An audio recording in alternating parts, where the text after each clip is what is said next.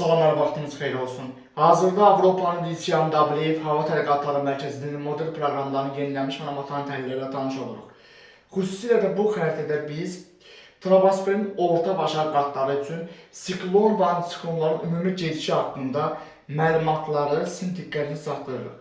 Xüsusilə də may ayının ortaları və sonlarına qədər olan müddət ərzində Qafqazın həm şimalında, həm də Qafqazın cənubu, Azərbaycan arasında hava şəraitinin may ayının çoxillik iqlim arxiv göstəricilərindən fərqli olaraq tez-tez dəyişkən keçməsi gözlənilir.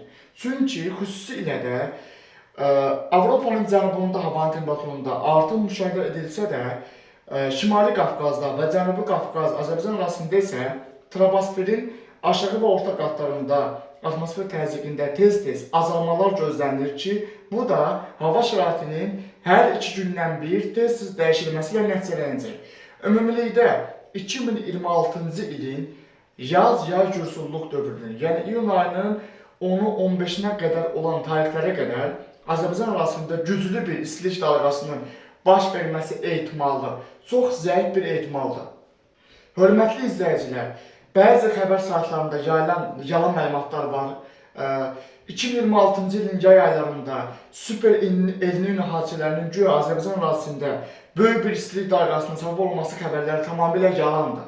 Bu xəbərləri hazırlayanların havanın araşdırılması haqqında heç bir məlumatları yoxdur.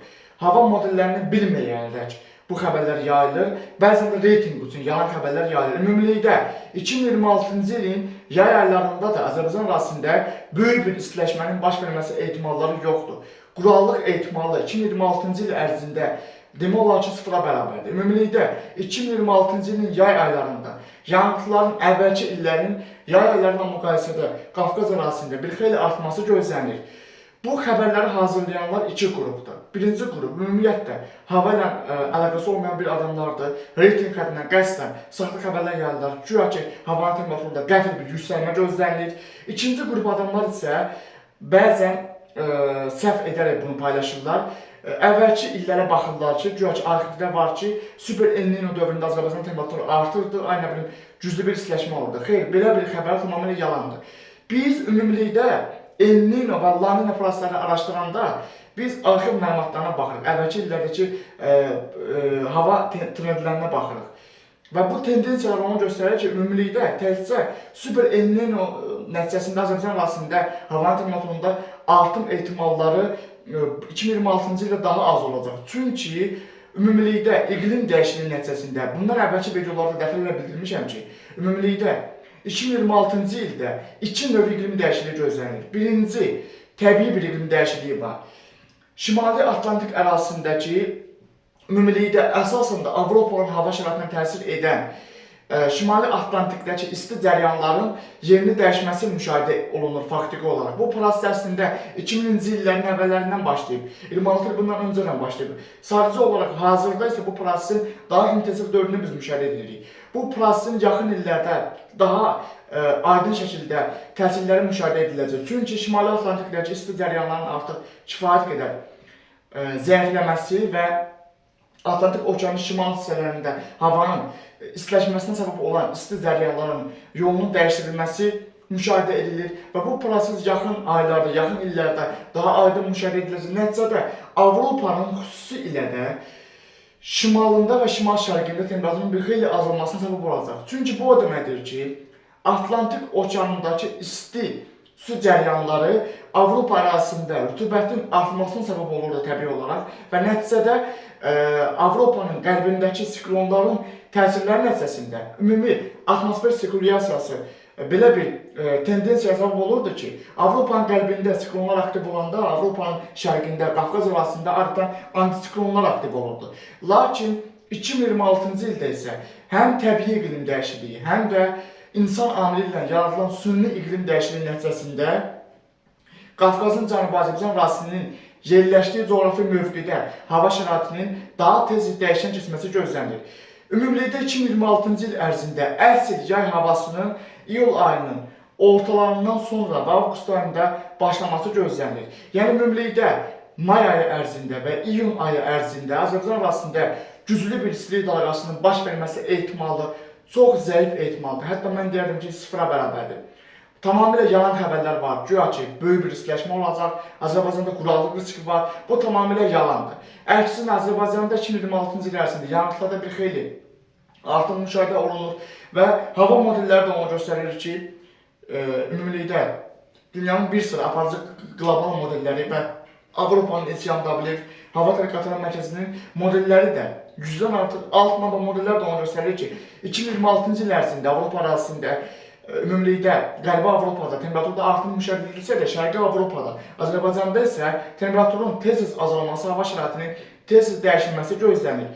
Bu barədə ümumi olaraq yenilənmiş məlumatların təhlilləri kanalda yayımlanacaq.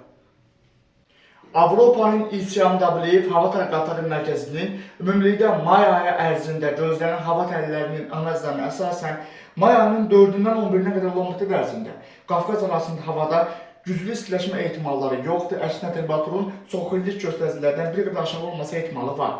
May ayının 11-dən 18-nə qədər olan müddət ərzində Qafqaz arasında yenə də güclü bir istiləşmə ehtimalı yoxdur. Türkiyə ərazisində may ayının ortalarında temperaturda qəfil istiləşmə ehtimalları olsa da, Qafqaz ərazisində havanın temperaturunda güclü bir istiləşmə ehtimalı may ayının ortalarında gözlənilmir. May ayının 18-dən 25-nə qədər olan müddət ərzində yenə də ümumilikdə Mərkəzi və Qərbi Avropada, Şimali Avropada və Türkiyənin qərbində Aralıq dənizinin şimal hissəsində temperaturda kəskin yüksəlmə müşahidə edilsə də, Qafqaz ərazisində daha çox siklon və antisiklonların tez-tez müdaxiləsi nəticəsində Qafqazda isə bu prosesin əksi gözlənilir. Avropanın əksər ərazilərində temperaturda artım müşahidə edilsə də, may ayı ərzində Qafqazda temperaturun tez-tez azalması, hava şəraitinin hər 2 gündən bir tez-tez dəyişilməsi gözlənir. Yəni tamamilə bəzi mediada yayılan yalan xəbərlər var. Daha doğrusu Azərbaycanın bəzi media quruluşları Türkiyə xəbərlərini yerli xəbərlər adıyla tirajlayır.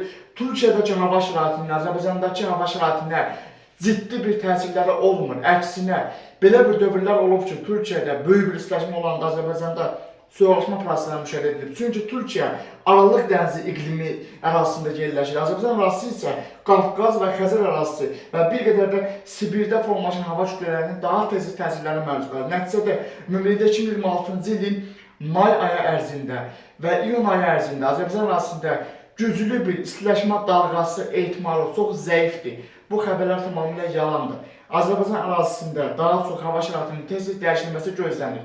Bu prosesləri hazırlıqlar üçün bir sıra əkinçilik sahələrinin qapalı şəraitə keçirilməsi vacibdir. Ümumilikdə iqlim dəyişikliyi nəticəsində temperaturlardakı tez-tez kəskin tərəddüdlər nəticəsində leysan dolu proseslərin daha çox Qafqaz ərazisində 2026-cı il ərzində tez-tez təkrarlanması gözlənilir. Ümumilikdə 2026, 2027 və 2028-ci illərdə Rusiyanın qərbində və Sibir ərazisində, ümumilikdə Xəzərbəstisi ölkələrində, Qafqazın şimalında və Qafqazın cənubunda havanın temperaturunda bir xeyli dəyişiklik gözlənir. Hətta 2026-nın sonu və 2027-2028-ci illərdə Rusiyanın qərbində mini bir soyuqlaşma prosesləri gözlənir ki, bu proseslər nəticəsində soyuq hava dalğalarının tez-tez Qafqaz ərazisinin müdaxiləsində bir xeyli artım ehtimalları var. Bu barədə yenilənmiş məlumatların təhlilləri kanalda yayımlanacaq. Avropanın ECMWF Hava Tərəqqatları Mərkəzinin faktiki modelləri onu göstərir ki, ümumilikdə 2026-cı ilin iyun ayı ərzində də Qafqaz ərazisində, Azərbaycan ərazisində havanın temperaturunda rekord bir yüksəlmə ehtimalı, güclü istilik dalğalarının baş verməsi ehtimalı olduqca zəif bir ehtimaldır. Bəli, Avropa ərazisində, Türkiyə ərazisində, Avropanın cənubunda və Avropanın şimalında, hətta şimal qütbündə belə temperaturlarda bir xeyli artım ehtimalları var. Amma təbii olaraq atmosfer dinamikası belədir ki, istilik dalğaları daha çox Avropa ərazisinə və şimal qütbünə doğru tez-tez müdaxilə edəcək. Nəticədə Sibir ərazisində və eyni zamanda Mərkəzi Asiyada, Xəzərbəstisi ölkələrində və Rusiyanın qərbində isə Qafqazın həm şimalında, həm də Qafqazın cənubu, Azərbaycan ərazisində isə əksinə 2026-cı ilin iyun ayı ərzində belə hava şəraitində böyük bir istiləşmə ehtimalları yoxdur. Ümumilikdə 2026-cı ilin Azərbaycan ərazisində ən isti aylardan biri olan iyul ayında belə güclü bir istiləşmə ehtimalı Azərbaycan ərazisində gözlənilmir. Avropada və Türkiyə ərazisində temperaturlarda artım ehtimalları olsa da, daha çox Rusiyanın qərbi və Qafqaz ərazisi isə tez-tez sərin hava dalğalarının təsiri altında olacaq. 2026-cı ilin avqust ayında isə havanın temperaturunda artım nəticəsində 1-2 istilik dalğasının baş verməsi ehtimalları var. Ümumilikdə bəzi mediada yayılan yalan xəbərlər var. Azərbaycan ərazisində güclü istiləşmə prosesləri, quraqlıq proseslərinin baş verməsi ehtimalı 2026-cı ilin yay aylarında olduqca zəif bir ehtimaldır. Super El Niño proseslərinin Azərbaycan ərazisinə birbaşa təsir etməsi riskləri 2026-cı ildə daha aşağı olacaq. Çünki bir sıra qlobal başqa bir atmosfer prosesləri var. Şimal qütbündəki proseslər, qlobal yağıntı paylanma sistemi olan MJO indeksindəki qeyri-adi lənc davranışlar, eyni zamanda La Niña'nın El Niño'ya sərt keçid müşahidə edilsə də 2026-cı ilin yayında, 2026-cı ilin payızına doğru yenidən Super El Niño'da La Niña'ya sərt keçid ehtimalları var. Yəni, iqlim proseslərindən yaxından anlayışı olmayan xəbər redaktorları yalan xəbərləri paylaşaraq, Türkiyə ərazisindəki istiləşmənin Azərbaycan ərazisinə təsir etməsi xəbərlərini paylaşaraq hər hansı bir reyting qazanmağa çalışırlar. Amma faktiki olaraq bizim kanalımızda mart ayından bəri deyilir ki, 2026-cı ilin yağ-cərgürsulluq dövründə Qafqaz ərazisində yanğıtlarda artım ehtimalları var. Dəfələrlə bu barədə danışmışıq. Havanın temperaturunda tez-tez kəskin tərəflər gözlənilir. Ümumilikdə lazımlı qurumlar Azərbaycan ərazisindəki istilik vaxtının bir ay uzadılmasını təmin etməlidirlər. Çünki may ayının da kifayət qədər sərin və soyuq keçməsi gözlənilir Azərbaycan ərazisində. Bu da onu göstərir ki, qaz limitlərinin, çox xahiş edirəm ki, qaz limitlərinin səviyyəsi azaldırsın, işıq limitlərinin səviyyəsi azaldırsın, istilik sisteminin ümumilikdə bir ay uzadılması vacib sayılır. Çünki Qafqaz ərazisindəki proseslər onu göstərir ki, dünyanın əksər ərazilərinin temperaturlarda 2026-cı ildə artım müşahidə edilsə də, antisiklon daha çox Avropa arasında istiləşməyə səbəb olsa da, Azərbaycan arasında isə temperaturun 2026-cı il ərzində tez-tez kəskin tərəfləri gözlənilir. Bu da Qafqaz arasında 2 gündən bir temperaturun tez azalmasına və artmasına, atmosfer təzyiqinin tez azalıb artması nəticəsində küləklərin tez güclənməsinə, ildırım, dolu, leysan prosesinin artmasına səbəb olacaq. Quraqlıq ehtimalı 2026-cı il ərzində Azərbaycanda sıfıra bərabərdir. Su limitləri aşağı salınmalıdır. Çox artıq da xahiş edirəm. Azərbaycan ərazisində quraqlıq ehtimalı yoxdur. Azərbaycan ərazisində böyük çaylar var. Həmin çayların qabağında su bəndləri tikilməlidir və su ehtiyata yığılmalıdır. Bakı ərazisində yağan son 2 ayda, mart və aprel aylarında Bakıya yağan yağıntı 2 illik, 3 illik su ehtiyatına bərabər olan bir yağıntı yağıdır. Həmin bu suları əgər yığmaq olardısa, 2 illik, 3 illik şirin su ehtiyatı başda yığıla bilərdi. Bundan texniki məqsədlər üçün istifadə oluna bilərdi. Və nəticədə şirin suyun ümumi azaldılmasının qarşısı alına bilərdi. Yəni bu işlər tamamilə görülməlidir. Elə hər şey əhalinin üstünə atmaq, bu yükü əhalinin üstünə atmaq düzgün deyil. Əhali də 400, 500, 600 manat maaş alırsa, bunun işıq limitinə mi ödəsin, qaza mı ödəsin, suyun basırlığına mı ödəsin? İqlim dəyişikliyi nəticəsində Qafqaz ərazisində quraqlıq ehtimalları zəifdir. 2018-ci ildən bəri mən bir sıra sosial şəbəkələrdə yazıram ki, Azərbaycanda böyük bir quraqlıq ehtimalı yoxdur. Sadəcə olaraq bir sıra, hətta mən çox təəssüflər edirəm ki, Azərbaycanın Milli Elmlər Akademiyasında olan bəzi alimlər belə bu qrupa qoşulub ki, Azərbaycanda böyük bir quraqlıq mı baş verəcək, su qıtlıq mı baş verəcək, bu xəbərlərin elmi əsası yoxdur. Azərbaycan arasındakı iqlim dəyişikliyi nəticəsində bu proseslər periodik xarakter daşıyır. 35-40 ildən bir dəyişilir. Yəni Azərbaycanda böyük bir ölümcül quraqlığın baş verməsi ehtimalı, su qıtlığının baş verməsi ehtimalı yoxdur. Xəzərin səviyyəsinin azalmasının quraqlıqla əlaqəsi yoxdur. Xəzər dənizi yaxın illərdə səviyyəsində artım gözlənilir. Çünki Xəzər dənizi 1000 illər boyu azalıb artıb. Bunun birbaşa olaraq quraqlığa səbəb olması xəbərləri tamamilə yalandır. Əksinə 2026-cı ilin mart və aprel aylarındakı yanğıtlar nəticəsində artıq Xəzər dənizinin müəyyən ərazilərində suyun səviyyəsində 30-60 sm qədər artım müşahidə edilib. Yaxın illərdə də 2027 və 2028-ci illərdə də ümumilikdə Rusiyanın qərbində qeyri-adi bir soyuqlaşma gözlənilir. Bu prosesə 2 amil təsir edir. Biri təbii prosesdir. Atlantik okeanındakı isti su cəryanları istiqamətini dəyişib. Artıq Avropa ərazisinin şimal buzlu okeana doğru isti cəryanlar uzaqlaşır, istiliyi həmin əraziyə doğru daşıya bilmirlər. Nəticədə Avropanın şərqində, Rusiyanın qərbində temperaturlarda azalma gözlənilir. 2026, 2027, 2028-ci illərdə Rusiyanın qərbində, Qafqaz ərazisində temperaturlarda azalma gözlənilir.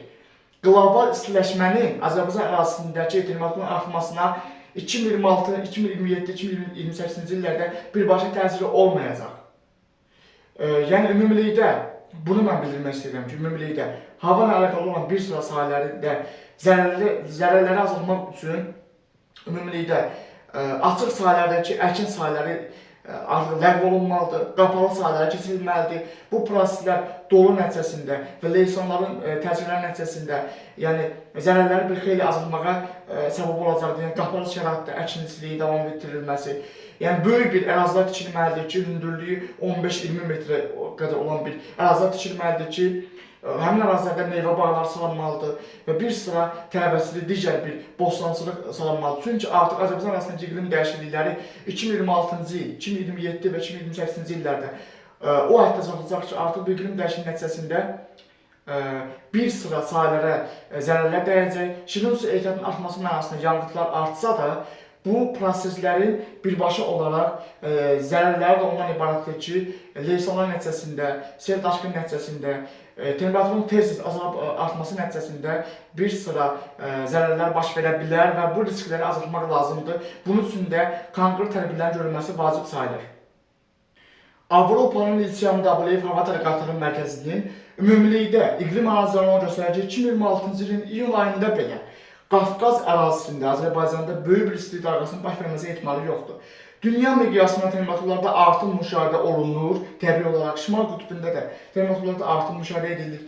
Lakin Şimali Atlantikdə, Şimali Amerikada və Qərbi Rusiya arasında, Şərqi Avropada qeyri-adi bir soyuqlaşma proseslərinin ilkin siqnallarını biz alırıq və bu proseslər çox təəssüflər olsun ki, 2026-cı ilin sonları, 2027 və 2028-ci illərdə də bu proseslərin açıq aydın biz işarələrini görəcəyik. Hətta iyul ayında belə Azərbaycan arasında böyük bir istiləşmə ehtimalları çox zəif bir ehtimaldır. Super El Niño dedikdə bu deməkdir ki, Azərbaycan arasında qəfil bir istiləşmə olacaq. Bu proseslər əgər Super El Niño prosesi 1 il yarım, 2 il davam edərsə, onda bu istilik dalğasının səbəb ola bilər Azərbaycan arasında. Xeyr, bu Super El Niño qısa müddətli olacaq.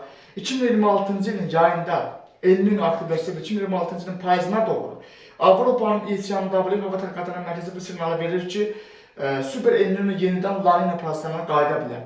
Bu da o deməkdir ki, müvəqqəti dəyişiklik nəticəsində Qafqaz ərazisində temperaturda artım əvəzinə, temperaturdakı fərqin əvvəlki illərlə müqayisədə bir xeyli azalması ehtimalları da var. Bu riskləri də nəzərə almaq lazımdır. Azərbaycan ərazisindəki çoxillik iqlim müşahidələri onu göstərir ki, ən isti aylar iyul və avqust aylarıdır. Lakin 2026-cı ilin iyul və avqust aylarında isə Azərbaycan ərazisindəki yanğıtlarda bir xeyli artım ehtimalları var. Yəni ümumilikdə 2026-cı ilin yay dövründə də Qafqaz ərazisində havanın temperaturunda tez-tez kəskin tərəqqilər gözlənilir. Yəni temperatur 2 gün, yüksəlsə də 2 gündən sonra yenidən enməyə başlayacaq. Nəticədə yanğıtlarda bir xeyli artım gözlənilir. Avropanın şərqi əraziləri, Rusiyanın qərbi və Azərbaycan ərazisində 2026-cı ilin yaz-yay dövründə, yəni may ayının qalan günlərində, iyun, avqust aylarının dövründə yanğıtlarda artım ehtimalları var. Çünki Şimali Atlantik okeanındakı isti cəryan istiqamətini dəyişir və bu artıq Avropanın cənubunda yanğıtların artmasına səbəb olur. Qafqaz ərazisində yanğıtlarda artım müşahidə olunur və bundan sonra da müşahidə olunacaq.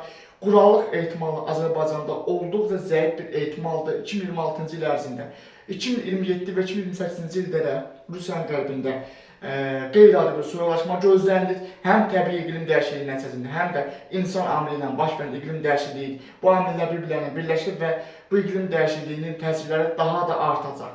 Mini bir soyuqlaşma gözlənilir 2026, 2027, 2028-ci ildə Rusiyanın qərbində və bu soyuq dalğalar təbii ki, Qafqaz arasına doğru təsir edəcək. Bu barədə yenilənmiş məlumatların təhlilləri kanalda yayınlanacaq. Avropanın İlçiyam Dableyev Hava Tədqiqatları Mərkəzinin troposferin orta qatlarındakı siklon və antitsiklonların ümumi analizləri onu göstərir ki, may ayı ərzində Azərbaycan arasında böyük bir istilik dalğasının baş verməsi ehtimalları yoxdur.